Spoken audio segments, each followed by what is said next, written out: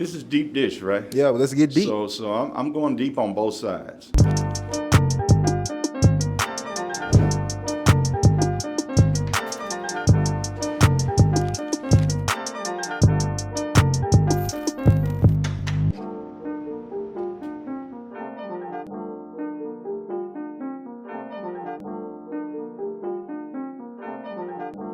What's going on, everybody? Welcome to another episode of Deep Dish Conversations. I'm your host and creator, Jerome Moore, and you all know all of our guests are amazing. And so we have another amazing guest. We have Tari Hughes with us. And a shout out to the Venture Science Center and the Studio Bank for sponsoring this episode. Wonderful. Yeah, wonderful. Thank you all for making this possible. And then thank you, Tari, for being here. How's it going? Going great. I'm glad to be here. I've been excited to meet you. Yeah, no, I've been excited to meet you. Actually, I've been excited to eat pizza. See, it's never about me. See y'all. It's about the pizza. And so it's lunchtime. So let's go ahead and All right. Okay.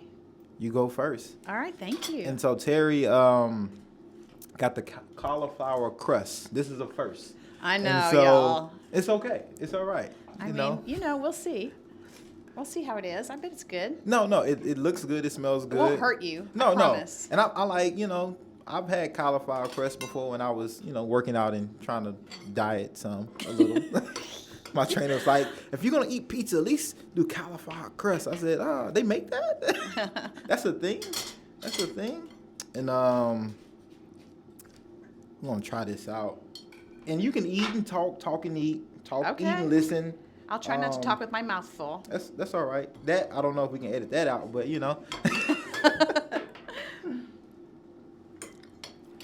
that's good. It tastes good. All right, yeah. And you got another box to take with you. Oh, wow. Yeah. And so, I'm good.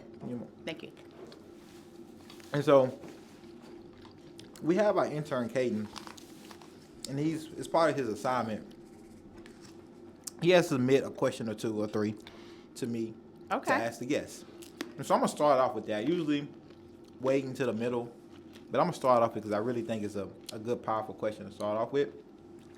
And so the question Caden, our fabulous intern from Belmont, has given me today, he wanted me to ask you, what are some things you would tell someone who's interested in starting a nonprofit that they might not want to hear? Oh, that's a great question, Caden.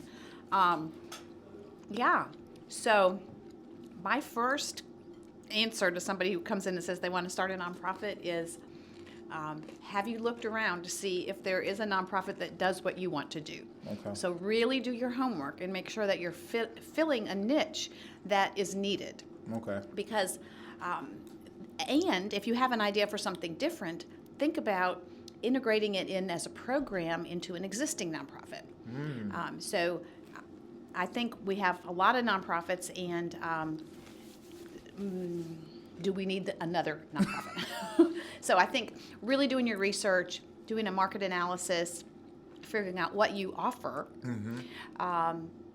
or who you would be serving that isn't already being served. Okay. And if you don't find that another nonprofit is needed, how can you serve that need or that passion that you have, that feeling of wanting to provide for others with an existing nonprofit? Right. Now. And sometimes people don't want to hear that. Right. You're crushing some people's dreams, it sounds like. So, because we know there's people that say, hey, well, yeah, they do this, but mine is different this way, when it's really is on paper is not different, but in their mind is different, right? And so how do you navigate those questions? So, and those people who are really feel like what they might be doing something similar, but it's different. How do you navigate those conversations? Or that's right. And then at the end of the day, starting a new nonprofit is the same as starting a new business. Right. It's a different business model, right? And so you wouldn't start a business without doing your homework, right? And without coming up with a business plan. What's my competition, right? So, and we don't like to think in terms of competition in the nonprofit sector. That's sort of right. But it is the same. And then who are going to be your investors? Right. So sometimes people come to me and say, I want to start a nonprofit, and I've got this great idea and this and that, and I say, okay, and where are you going to get your funding? Well, it's a nonprofit. So, no. Even more, you're not selling anything, so you need got to, more the money has to funding. come from You somewhere. need more right? starting capital, Yeah. if anything. Yeah. So it's really just putting on your business mind. Right. Keep your passion. I mean, I'm all about the passion. Right. But you just like you would be starting a for-profit business. Right. Right. Is there a need, and what is your niche? Right. So, good question, Kaden. And if you answer those questions, by all means, go Yeah. ahead and go Right. ahead and do it. So, well, I was going to ask you another question, but I want to ask you this: Have you gave somebody that information and kind of advised them like maybe it's already something, and they like kind of did it anyway, it was successful, or did it anyway and wasn't successful? Have you had both of those stories? Sure. Okay. Sure. That's good. Yeah. Yeah. That's good. Yeah. I mean, and people don't always come and ask me, like. Right. But I think there's just like in any business. Right. Some of them make it, some of them don't. And Right. the more you've done your market research and gotten your your investors, your family and friends on board. Those are the Right. first investors in any Right. business. Right. And then see where it goes. Let's talk about your background and your passion for nonprofit and kind of where that started, that led you in the role that you're in now with the Center for Nonprofit Management. Well, I grew up here in Nashville and went to Hillsborough High School. Woo! A native. I always love when the natives get together and we're here and we can talk about the good old times. Exactly. Well, I think I got you beat there, Yeah, but you got me beat there. But grew up in Nashville, and my dad is in the ministry. Okay. And so we grew up with a service mentality, Okay. mission work, that kind of thing. So the idea of what most nonprofits do wasn't new to me. Right. But I was exposed. Many years ago, I was loaned to the United Way. And I was a loaned executive to the United Way campaign. I was an executive at 23, but that's what we were called. The company that I worked for, which was a big company here in Nashville, Ingram, Okay. loaned me to the United Way campaign, and it was at a transition point there for me at Ingram, and giving me a little time to either look for a job or for them to find a different job for me. And I learned about this whole side of Nashville that I didn't know about, which is nonprofit agencies. I just hadn't really known that's how a lot of the work got done. Right. And so as part of our work, we made site visits to lots of different agencies because what the group of the loaned executives went into the workplace, into the corporate offices, and helped them implement their workplace giving campaigns for the United Way. They don't do it that way anymore, but that was really my first exposure to nonprofits. And since I was supposed to be looking for a job anyway, I started networking with nonprofits and thought, well, okay, maybe I'll find a job there. Right. Well, anyway, Ingram, long story short, Ingram found me a job back there, and I took that. But then one of the feelers that I had put out called me, and I ended up going to Vanderbilt, which is a nonprofit. It's a very big one. Right. And I became the alumni relations director at the law school, and then stayed at Vanderbilt in various capacities over a number of years, and then ventured out into the smaller nonprofit world, which is very different from a big university, and went into the arts, which is something that I love, and did fundraising for the Tennessee Performing Arts Center, Tennessee Repertory Theater for a while. And then after some time there, I moved over to the library, and I ran the Nashville Public Library Foundation, where we were able to support nonprofits. We were able to... got nonprofits on the brain, where we were able to support the library with private funds and really augment the programming that the library was able to do. Right. And so that took my university background and my arts background and put it all together in a place that's free to everybody. So it was a wonderful, wonderful time. I was there for 12 years. And then I used the Center for Nonprofit Management Services in all of those jobs to develop myself professionally. I took workshops, used their consulting services. I actually served on the board for a period of time. And so when the job of CEO became available, even though I loved the library, I thought, well, I've been here 12 years and Right. we just finished a big campaign. Right. And so I kind of put my hat in the ring. Right. And now I'm working to help you're the all the CEO of the- nonprofits. you're right. Yeah, and so I came up. The bulk of my career has been in the industry, Right. and I just feel so strongly that there are ways that we can work together as a sector even better. Right. And I've really had a good time. I've been Now- there 5 years. And I think you may have been at the library then when I was working with the adult literacy program with Megan Godby Yes. and like Liz and so yeah, My I was buddies. what year was that?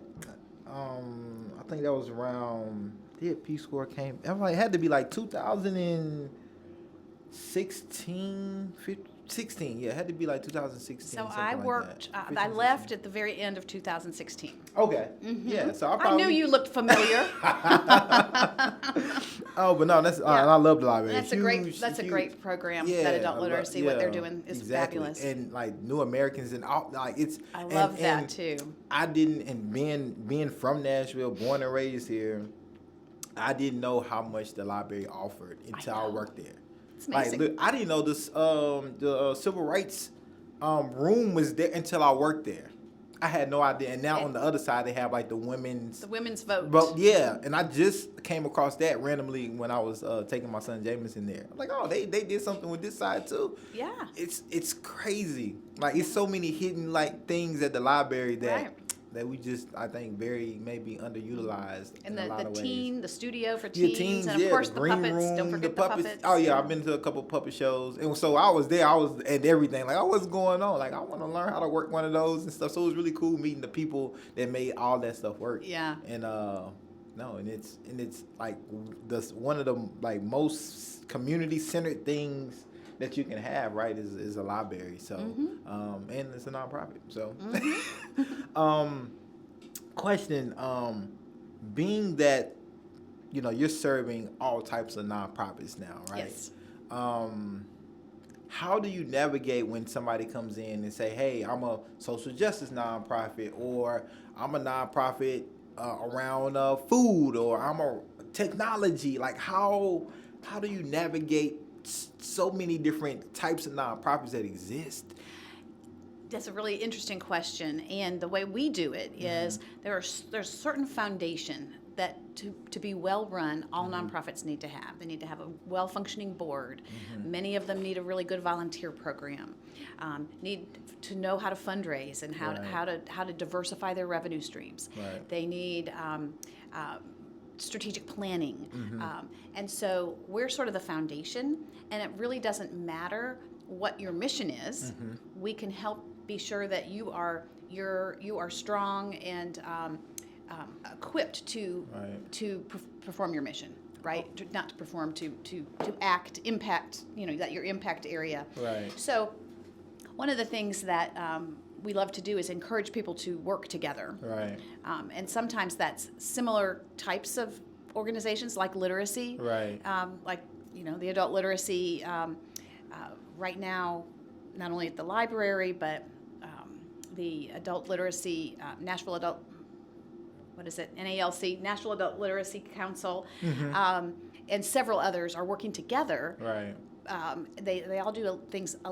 They impact that space of of the needs of adult learners Right. a little bit differently. So they're working together to be sure that they're not working in silos and they're not duplicating their Right. work. Right. It's called collective impact. Right. And that's Which- one of the. which can be hard to do. You And gotta have the it right is- leadership to want to be able to do that. You got that right. You got that right. Yeah. And so So what we try to do is just empower the nonprofits to be strong, well-run, organized, efficient, knowledgeable in how Right. any nonprofit needs to be run, and then sometimes there are certain nonprofits that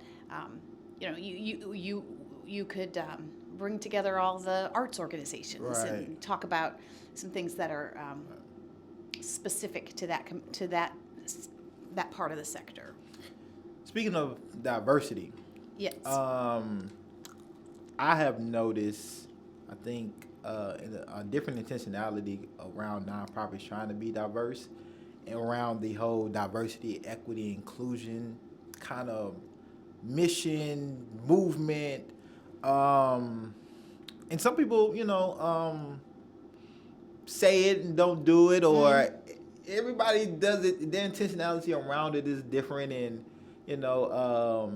how genuine it is, I think, sometimes can be questionable, especially in light of like the George Floyd situation. I think that's when I personally started recognizing a lot of businesses in general, just not nonprofits, trying to like understand and be more intentional about Yes. diversifying their staff and their boards and what that looks like.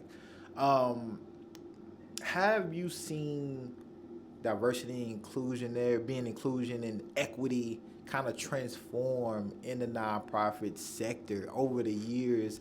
And I know there's always more work that can be done, but Always how more work to be done. have you seen that? I think that's that's an understatement. Always more work to be done, and the more we learn, the more I learn in my personal journey, Right. the more I realize I have to learn. Right. I don't know. It's a continuing journey.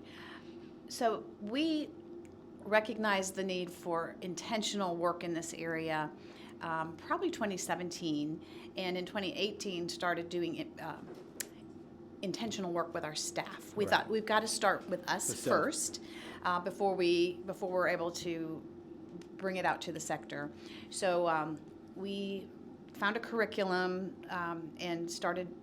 We extended our weekly staff meetings every week by an hour for this. It was a 12-week curriculum, which brought us level set on definitions.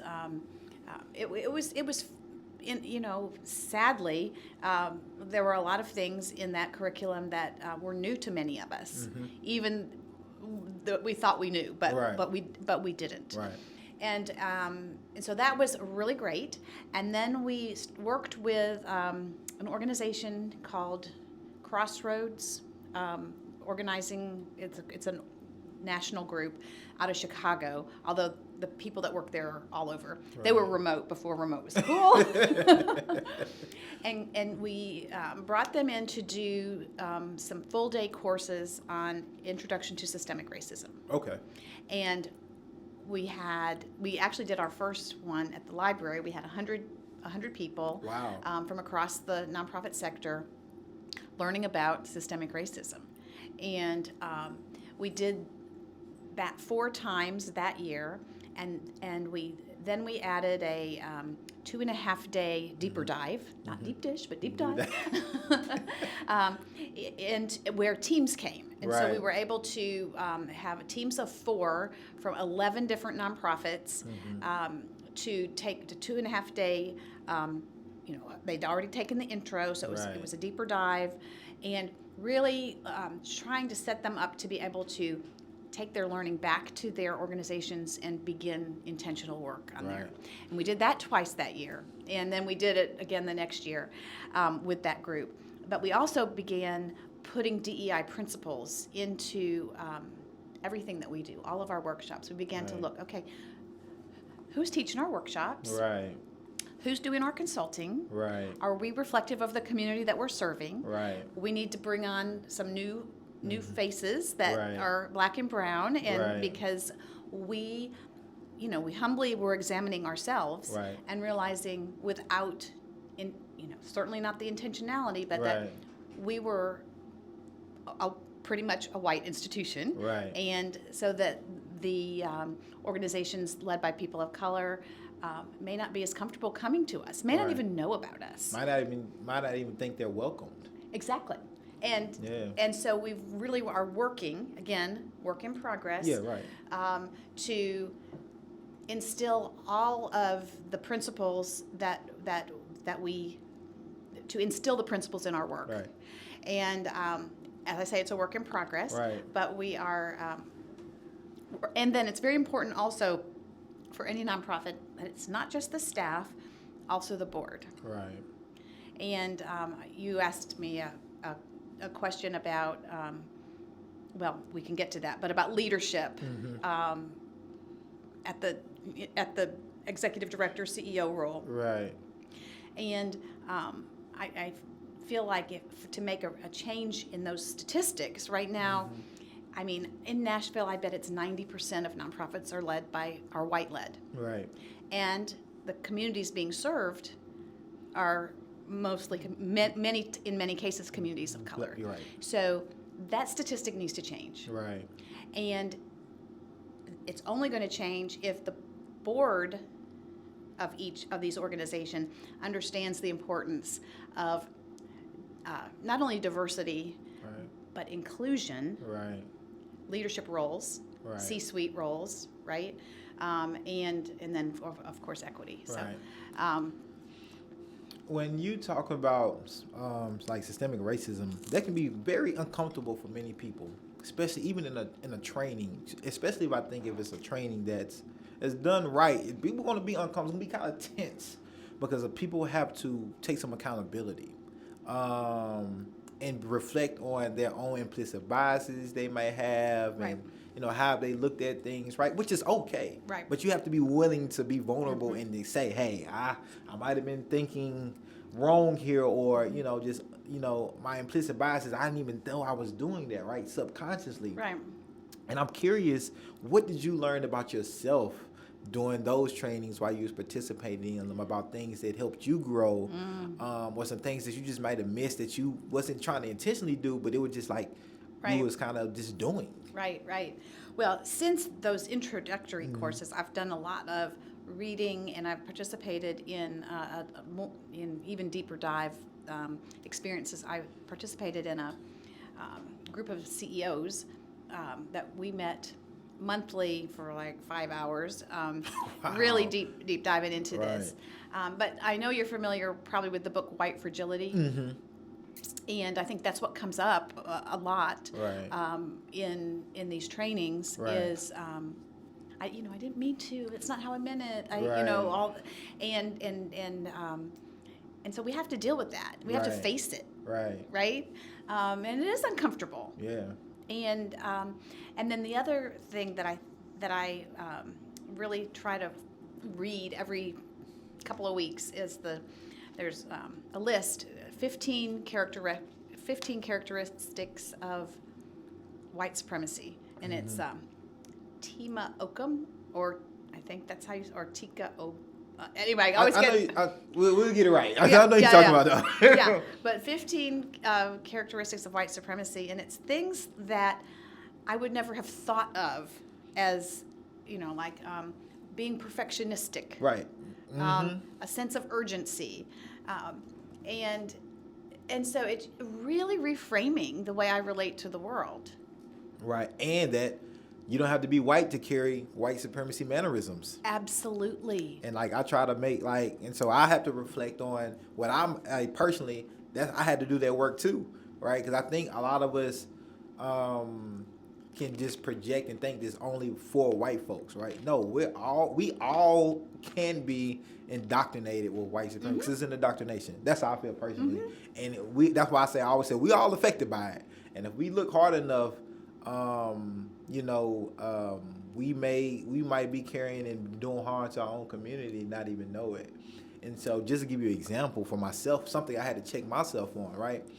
And this is just how deep it goes. And it's just, it just gives me this, every time I think about it, just say to myself.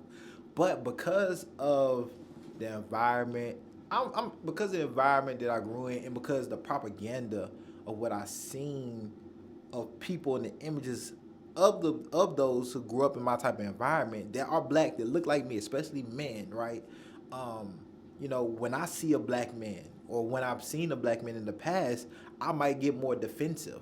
I might feel like, I might see him as a threat, just because I know we look like we might be from the same area, so let me be on my P's and Q's, and that's just an indoctrination of just like white supremacy, self-hate, right? That's what that is. So I had to check myself on, why do I feel this way? Because I see this other black man that looks similar to me or have characteristics that threaten me, right? And I had to do some deep work on that, and really try to be more intentional and be like, hey, showing love and say, hi, how you doing? And, I hope hope you're having a good day. Just, just being more welcoming and open and not being defensive and on guard as if like I have to defend myself or ready to like for something to happen. So that's just something that I know I had to work on. That's a characteristic of just like white supremacy. Right. We're taught to fear black men. Even black, like, so it's just, Right? I mean, right. And it goes back and back and back and back. Exactly. We talk about, some of this is actually in our bodies. Right. The trauma has come through generations. Right. For black people, but Right. also the same that fear is indoctrinated Right. through the generations. Yeah, for sure. And like, I don't want it there. Right. I don't want it there. I Right. don't want to feel that way. Right.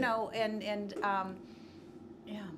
We have to do that work, and it's good to hear that the Center for Nonprofit Management is like being intentional with their work. Now, were there during those trainings, were there any organizations or leaders that kind of like couldn't make it through or kind of push back on that? Because like again, it can be very tense, and like I think it's a healthy tense that it can be. But sometimes like people just don't know how to digest it. So was there any pushback from some of the leaders or organizations? So the pushback that I have gotten has been not from the trainings necessarily, but Right.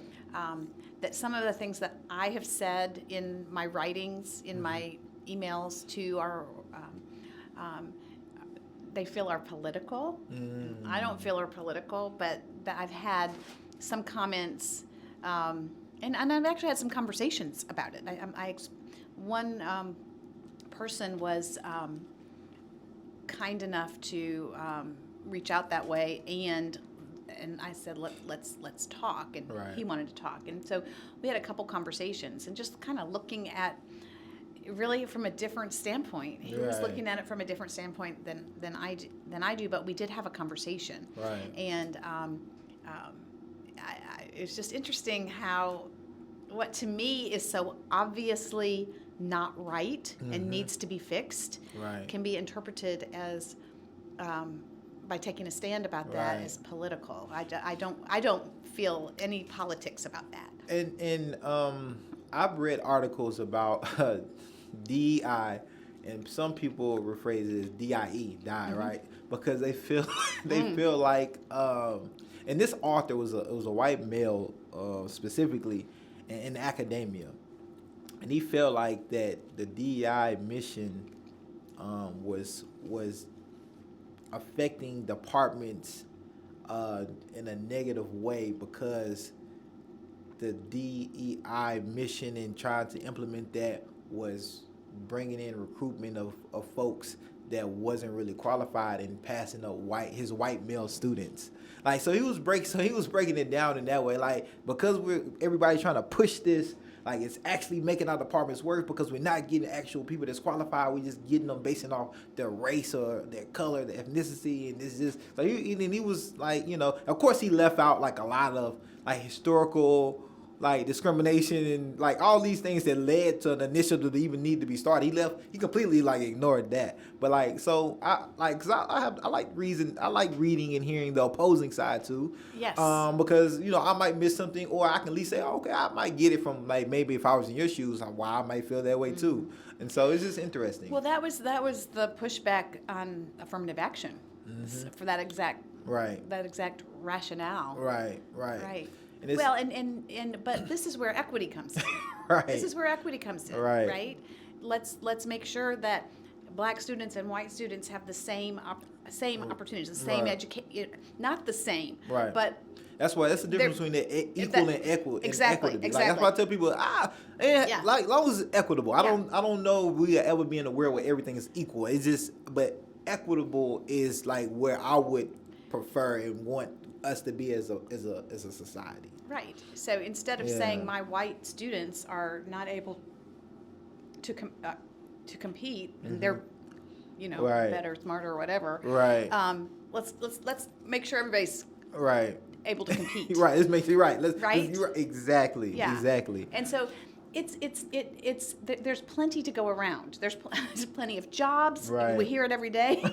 People can't fill jobs. Right. You know? Right. So let's think of it as abundance of abundance Right. of Abundance. talent, Yeah. and let's make sure we develop that talent. Right. We're doing a partnership right now with the Urban League of Middle Tennessee, and it goes back to we were talking about leaders of color of nonprofits.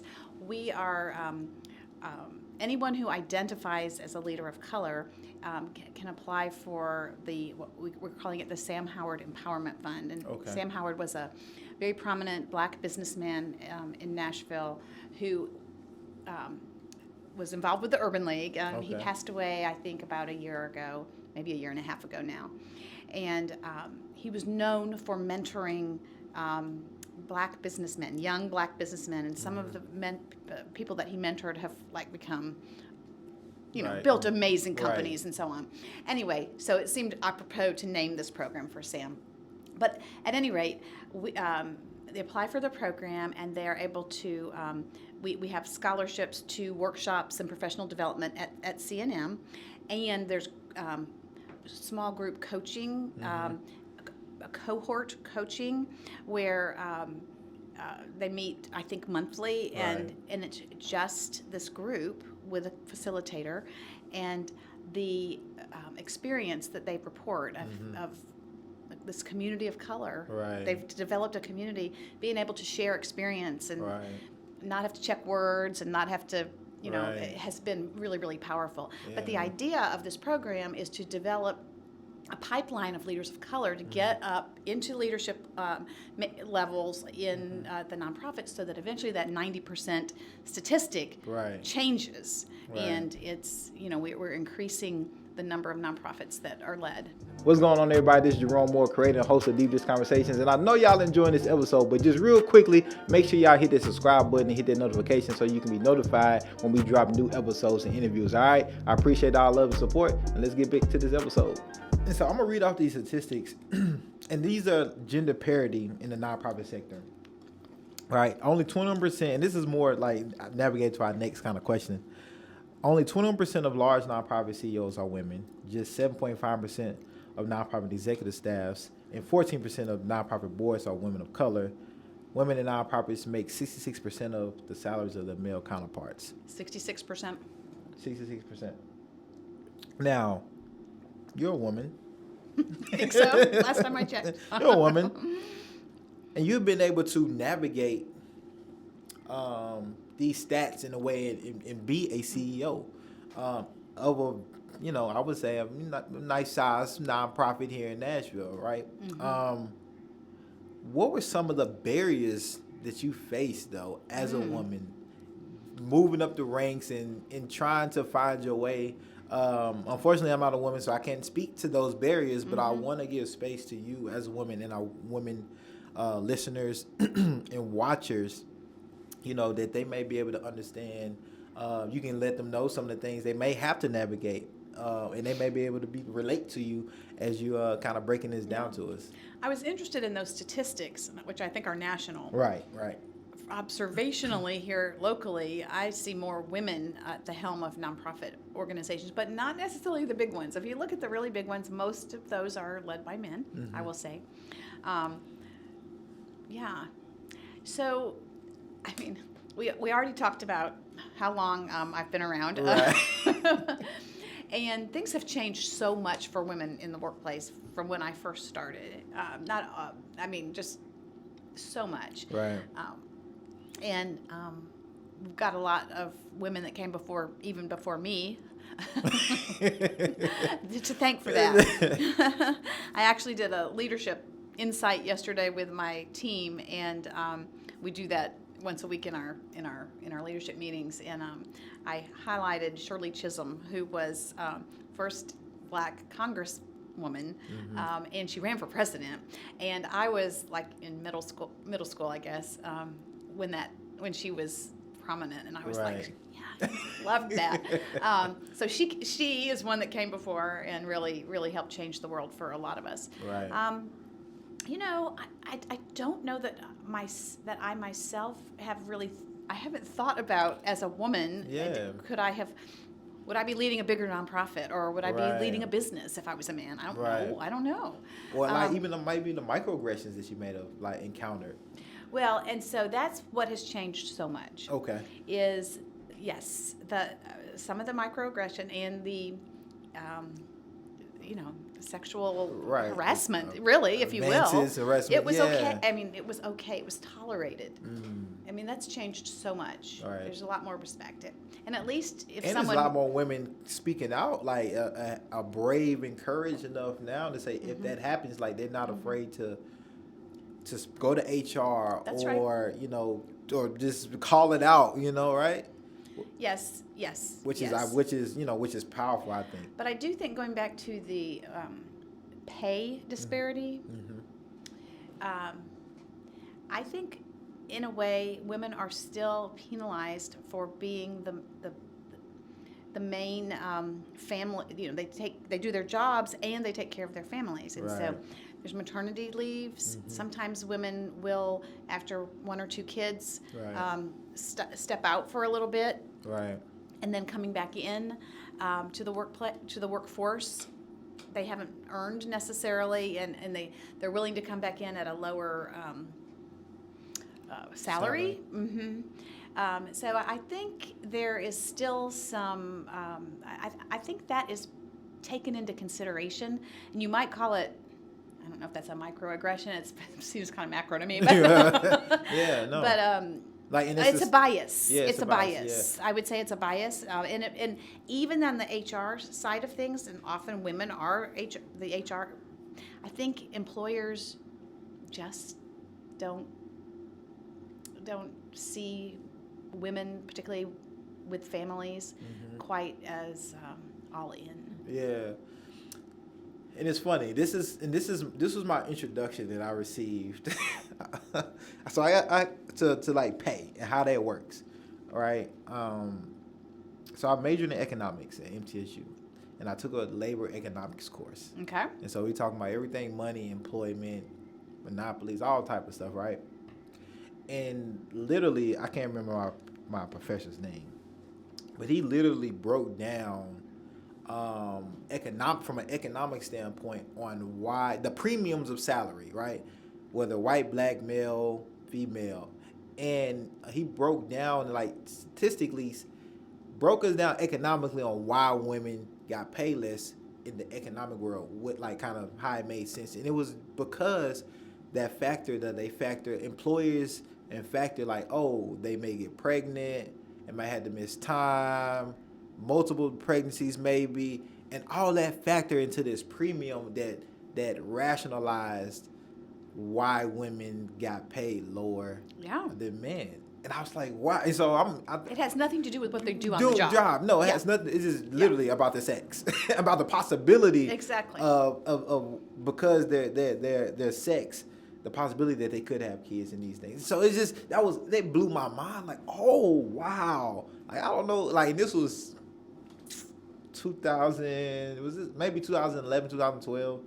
MTSU. But yeah, so that was my introduction to like how it was broken down to me in an economic business fancy way that rationalized the pay disparities. Yeah. Yeah. So I was like blown away by that. And that there's actually like a formula that is used nationally to dictate like premiums based on people's sex, color, and all these other things. So then take that a step further, add race into that. Yeah. So women, right. What about black women? Right. What about It gets lower and lower, right? Right, and that's true. I mean, I'm involved in this organization called The Table, and it is it's of course kind of like deep dish conversations, but it's around a table. Okay. And it's really trying to change a lot of things and make the community more open to using vendors, vendors of color, right.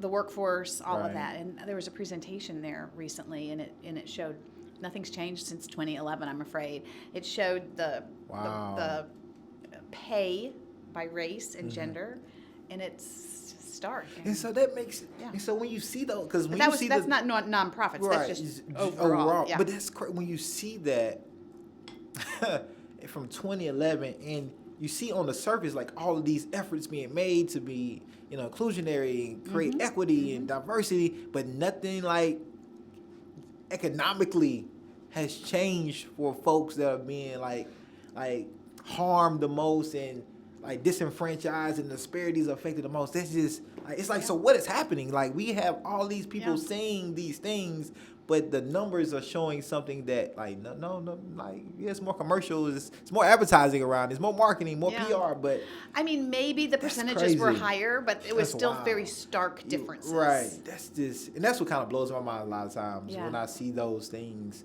Like when I think about like how politics is like affected like black and brown folks, right? Since 1968, when we have more representation, more politicians of color in these elected official seats. But if you look at like socially and economically, like voting hasn't changed or giving us any more social economic power from 1968. So I'm like, it's the system. It's a whole system catered We're to calling this. it systemic racism. Yeah, and it's Yeah. like, Yeah. I'm like, you just, but that'll take over the whole conversation. But I do want to navigate into we will stay on money. And when I was looking at like nonprofits nationally, looking at the data, I was seeing that there was racial disparities in the gap of funding that nonprofit that might be, white led or non-black led is getting way more funding or grants than one that might be led by black or brown folks or people of color. How do we address that? What are ways? What is causing that? Yeah, so this is a huge topic. And fortunately, it is at least being talked about in the philanthropy, on the funder side. Okay. I don't know that it's, some organizations are changing.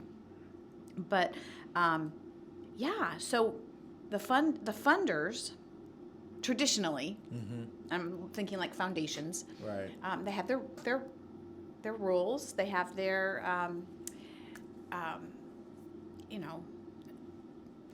cycles of funding, and you fill out certain forms that you might get invited to. Some of them are invitation only. Right. Some of them are not. But first you have to know about them. Right. And foundations aren't really any different than any other kind of relationship where you're trying to fundraise. It's a relationship, right? So let's say so it's really important to be able to form a relationship with those officers, those program officers at the foundation, if they allow that. Most of them do and have, but if you don't know each other, right. So there's this, there's all these organizations that are doing great work, maybe at the grassroots level, maybe they're smaller, led by people of color, who just don't know these. They don't go in the same circle, so they don't know each other. Right. And then the requirements often from the foundations of how you apply and then also reporting are onerous. And if you're just getting started, you may not, be successful in that way. And so there's a lot of talk in the philanthropic community or from the nonprofit community to the philanthropic community, but you have to be kind of careful because you don't want to bite the hand that feeds you either. About changing and making it more accessible, more equitable, right? And we have a couple foundations locally that I think have set a great example. One is the Maddox Fund, and the other one is the Healing Trust. They've actually both done a big change in the way they fund and who they fund, and pretty dramatic. And so that means that some of the traditional folks that they had been funding aren't going to be getting funding. And so there's also then, the other side. That hurts. Yeah, that hurts. Yeah, that hurts. And so I think there's a lot of room for improvement and a lot of room for growth, but I am pleased to see that on a national level that this conversation is happening. There's a really good book. It's called Decolonizing Wealth. Okay. And it's by Edgar Villanova, and I can get you how you spell that. Yeah.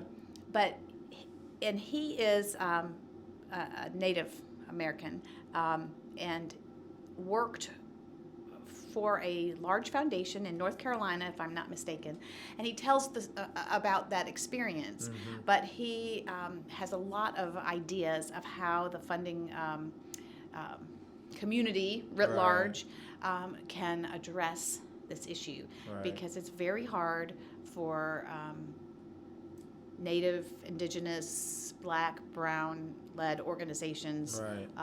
To navigate the system Right. that has been set up forever. Right.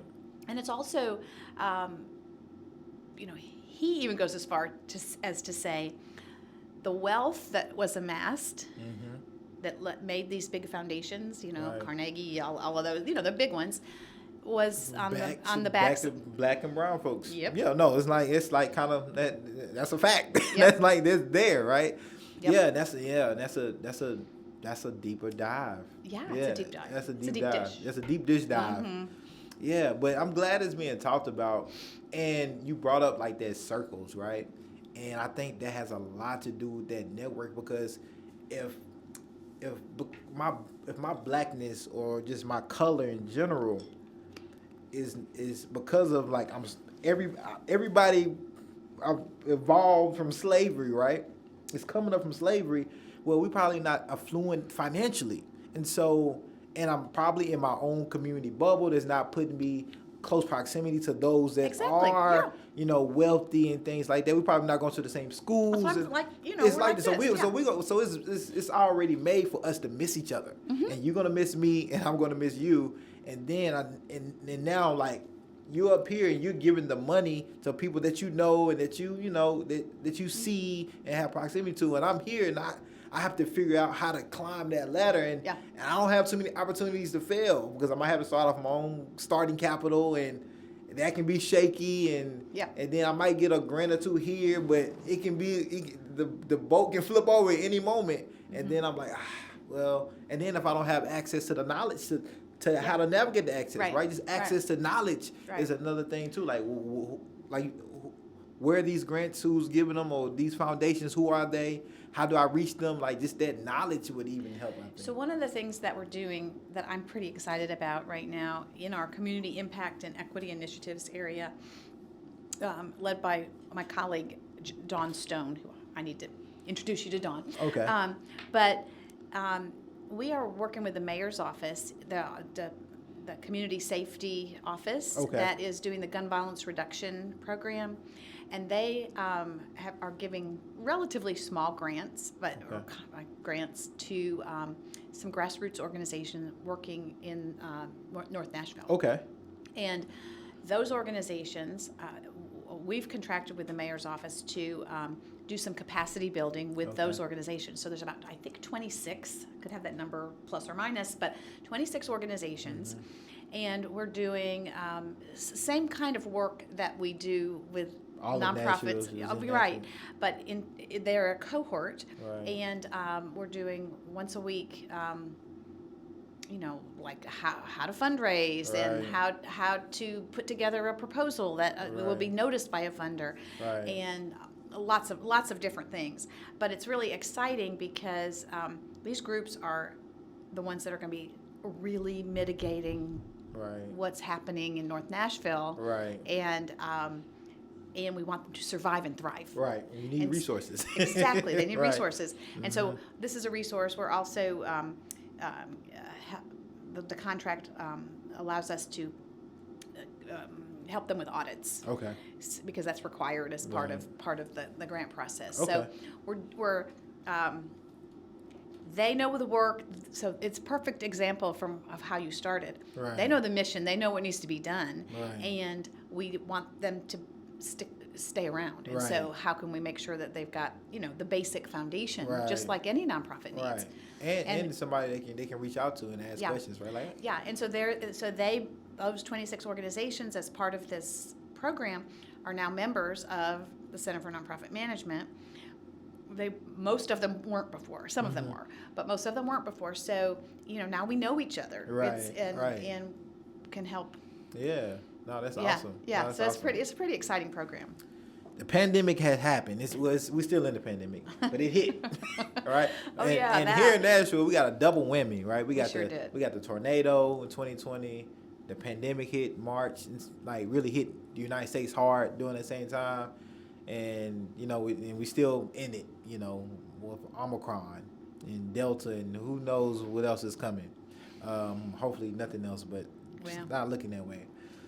How have you seen our nonprofits here kind of respond to the pandemic, and how has the Center for Nonprofit Management been like an aid and resource and pretty much crisis response? That's exactly what we called it, crisis response. So I was talking to somebody yesterday, and they asked I asked a similar question, and they started talking about March 17th, and then blah, blah, blah, blah, blah, what they did. And I'm like, well, for us, it was March 16th. And here's what we did, Right. We had never done anything virtual. We had just signed up for a Zoom account because we had a partner in California wanted to have a Zoom call, and we're like, what's that? Right. And so we had just in the last maybe 4 or 5 months, we knew what Zoom was, but and so what we did, it was such an energizing time. It was scary, but also it was just like, okay, what are we got this, and all 800 of our nonprofits are like, they're depending on us. Sort of like, suddenly we know why we're here. Right. So we had this like esprit de corps thing going on. It was great. We divided into, we had a big brainstorming session, all these, big Post-it notes all over the wall, and we divided into 3 task forces, and then we just, we just went for it. And so we suddenly did everything virtual. Right. We decided that we wanted to make everything we did for our members free. Okay. Because normally there's a fee it's a discounted fee, but for coming to workshops and things like that, we're like, we don't want to be perceived as trying to make money, in a pandemic. Exactly. And so we canceled our event that we do every year. It's called Salute to Excellence. It's an awards program where we raise the money and then give away about $250,000 in award money, and it's a big event and it's so fun. Is that the one done at the Omni? Or Yeah. So I did one. I was a guest with Souls for Souls. Ha. Yeah, with Buddy and With Buddy. and Bernard Turner. And Bernard. Yeah. Dr. T. All right. Dr. Bernard Turner. I'm sorry. I'm sorry. Because he be getting on me about that. He's awesome. He's one of our very most popular, although I won't say oldest, longest serving and most popular workshop facilitators. He's awesome.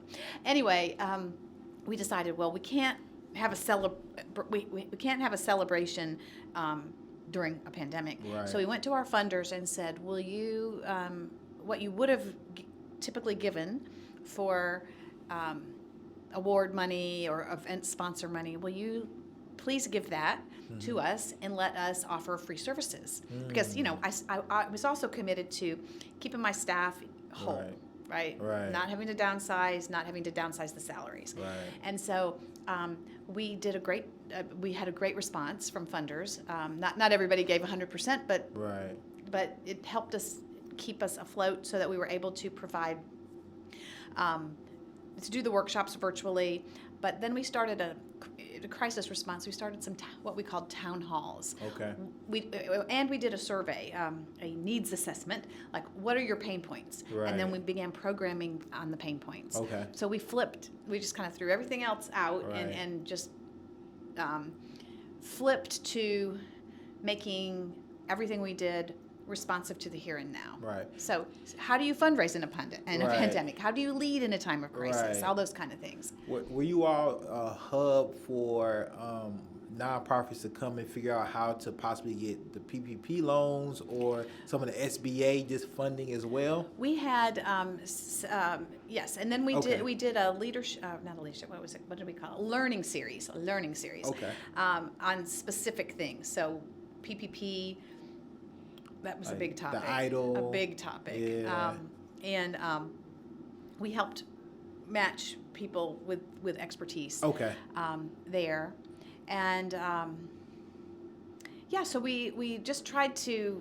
Oh, and then we had what we called quick consulting, Okay. which was I am being asked for a contingency budget. I don't even know what that is, and so we had. Consultants that were able to sit with somebody for an hour or 2 Right. hours and go through it as a specific problem that they had. Right. And we were able to do that without charging. So Okay. it was great. We helped 38 different agencies with that particular Wow. service. And so what's interesting is we served over 6,000 people in 2020. And really just from March to in 10 months, we served over 6,000 people. When people came to our offices, a good year was 2,000 people. Wow. Yeah. Now, I'm not saying those were 6,000 different individuals. Some people came to everything we did. Right. But we flipped our programming.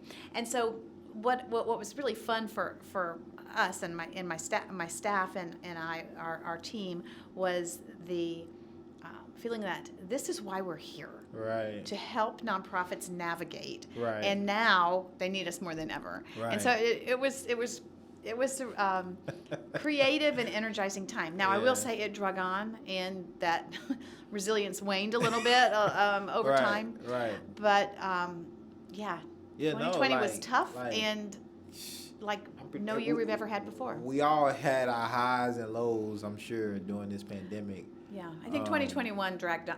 It dragging on. It has.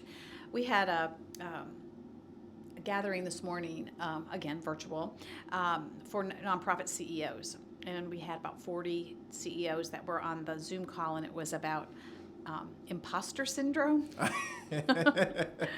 And what was clear is we all have it. Right, we all have it. And also, CEOs of nonprofits have been through a lot, and they're weary, and there's just a level of fatigue that was palpable, and Right. so I need to see what we can do to jump in it, even if it's just more conversation so that Right. they don't feel alone. Right. Or pizza, they always usually pick Pizza. up some morale. There you go. There you go. So I want to end on this note, Tari.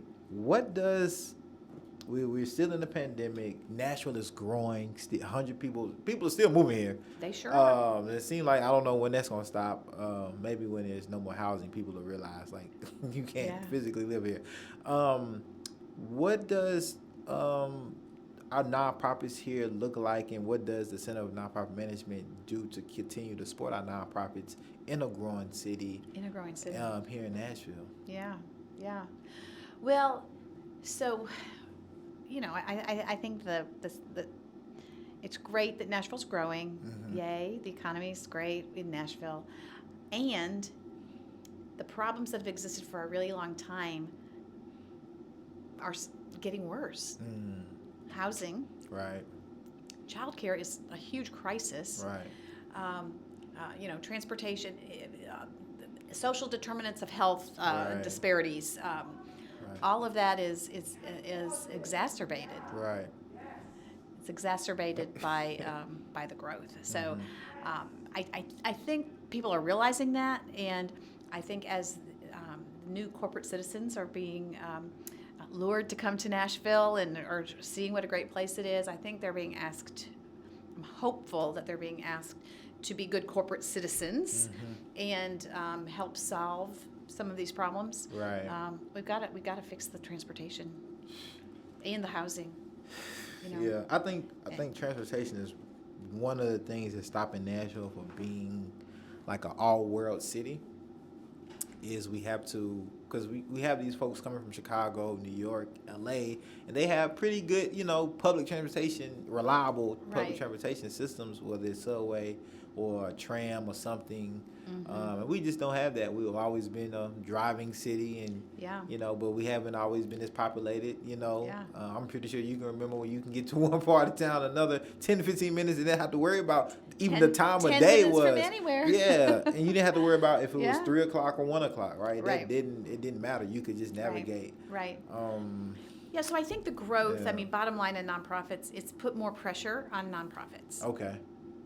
So, And that's more nonprofit. That means there's more pressure on the center for nonprofit as well, then, right? To be able to accommodate. yeah, and how do we need to pivot even further? Mm-hmm. Even further. What is one of the most creative things that you all were able to do, or that you all never did before, because of the pandemic and just because of how everything is going right Yeah. now? I think a couple of things. I said we did a needs assessment survey right at the beginning of the pandemic. We did that 3 times during that year, and then we have done it another couple of times since. So what I talked about relationships. Right. We need to be in relationship. We started off as an organization, and this goes on to our whole conversation. We started off as an organization at a time when there wasn't any other way to know about how to run a nonprofit. Right. And it was our experts were business people who were helping nonprofits. Well, Right. since that time, nonprofits have become a profession. The internet got invented. Right. Lots of things. So there's lots of ways that you can know about nonprofits. And so I think one of the things the value that I think we can even improve on more is being in relationship with our nonprofits and listening to what they need and thinking about, how can we help them, like these CEOs who are fatigued. Right. I don't have a workshop on CEO fatigue, Right. but maybe there's a way I can bring these CEOs together to talk. So Right. I just feel like there's opportunity to be more creative and to answer the needs, but we have to listen. We have to be in Right. relationship. I think Right. a long time ago, we just knew what was best. Father knows best. Right. So, we're not father anymore, but Right. we're a partner, and we can be a convener. Right. We can, Yeah, to help what them build. can nonprofits Yeah. do with all the growth that's happening, Right. and help present a unified voice. So, How can people tap into the resources that you all offer, or reach out to you Yeah. if they have more questions about Yeah. their nonprofit, and if they really need to start one and things Right. like that? well, we have a pretty robust website at CNM, Center for Nonprofit Management, cnm.org, and there's resources. If you look under every topic, there's resources, and there's some resources on how to start a nonprofit, and that would be the place to check out first. Okay. And there's a lot of resources there. Come to our workshops. Okay. A lot of the things that we do are free. The town halls that we do, we've kept those town halls. We Okay. don't do them every other week. We do them once a month. Okay. But those are free to everybody, whether you're a member or not.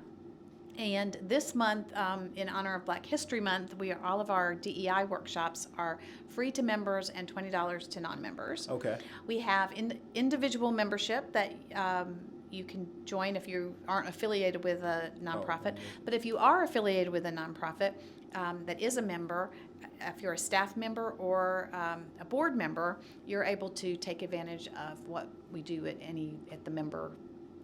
You're a member too, Right, so you you're just right. have to Okay. register under your nonprofit. Perfect. Yeah.